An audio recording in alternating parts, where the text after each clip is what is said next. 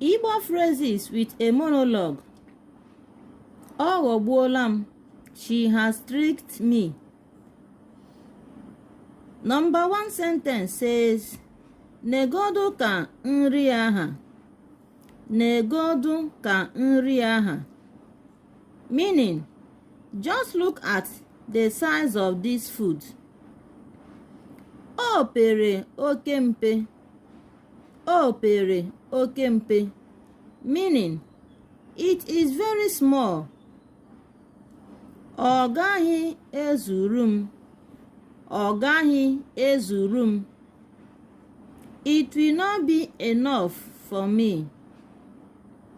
Nricha ya, agụụ ka ga-agụ m. Nricha ya, agụụ ka ga-agụ m. Meaning,